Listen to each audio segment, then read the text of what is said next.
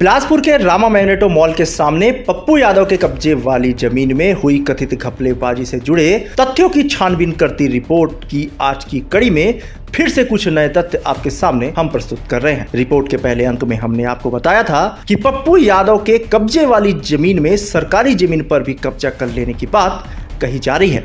Report के दूसरे अंक में हमने वह लिखित शिकायत दिखाई थी जिसमें शिकायतकर्ता ने इस बात का साफ साफ उल्लेख किया है कि एक खसरे की जमीन को गैर कानूनी तरीके से दूसरे खसरे के पास बिठाकर सरकारी दस्तावेजों में छेड़छाड़ की गई है। कलेक्टर कार्यालय में हुई इस लिखित शिकायत के बावजूद इस कथित फर्जीवाड़े में अब तक रोक नहीं लग पाई है। आज के अंक में कुछ और ऐसी बातें आपको बताएंगे जो फर्जीवाड़े की तरफ इशारा करती है। जमीन संबंधी मामलों के जानकारों ने बताया कि पप्पू यादव ने जबलपुर के चौहान परिवार से यह जमीन खरीदी है। सूत्र बताते हैं कि चौहान परिवार के पास रामा मैग्नेटो मॉल के सामने लगभग 84 डिसमिल जमीन थी।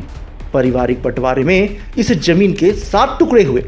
इन्हीं टुकड़ों में से एक टुकड़ा पप्पू यादव ने खरीदा। पप्पू यादव ने मूल मालिक से नहीं बल्कि मुख्तियार से जमीन की रजिस्ट्री करवाई। जमीनी मामलों से जुड़े जानकार सूत्र ने बताया कि खसरा नंबर 723 के अलग अलग टुकड़ों को गैर कानूनी तरीके से दूसरी जगह बैठा दिया गया है। सूत्र ने बताया कि श्रीमती कुसुम यादव एवं उनके पति की रजिस्ट्री में 8 फीट का निस्तारी रास्ता दर्ज है। इसके पूर्व चौहान परिवार की रजिस्ट्री में भी 8 फीट का निस्तारी रास्ता दर्ज है। सूत्र बताते हैं कि 8 फीट का यह निस्तारी रास्ता दस्तावेजों में से अब विलोपित कर दिया गया है।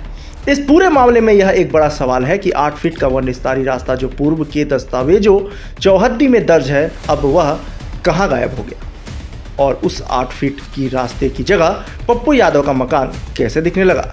इस गंभीर सवाल की पड़ताल जरूरी है। इस 8 फीट के निस्तारी रास्ते के अलावा मुख्य मार्ग में जहां पप्पू यादव अपनी जमीन होने की बात कहता है, जमीनी मामलों से जुड़े एक सूत्र ने हमें बताया कि कई वर्ष पहले नगर निगम ने अपना मलबा बेचने के नाम पर 12x15 की 2 दुकानें किसी मुतलियार को दी थी। सूत्र यह भी बताते हैं कि मुख्य मार्ग से लगी निगम की एक लंबी पट्टी वहां मौजूद थी, लेकिन कागजों में अब नगर निगम की वह लंबी पट्टी जमीन में गायब हो गई है। कहां गायब हो गई नगर निगम की वह सरकारी लंबी पट्टी? करोड़ों की सरकारी जमीन आखिर कैसे गायब हो गई? एक ही जमीन के टुकड़े गैर कानूनी तरीके से अलग अलग जगहों पर आखिर कैसे बैठा दिए गए? सूत्र बताते हैं कि जिस जमीन की वह बात हो रही है, उस जमीन का एक टुकड़ा सड़क की दूसरी तरफ साईं मंदिर के पास बैठा दिया गया है। इसी जमीन का दूसरा टुकड़ा साईं मंदिर के सामने जहां पहले पराठा हाउस नाम का होटल था, वहां पर भी मौजूद है।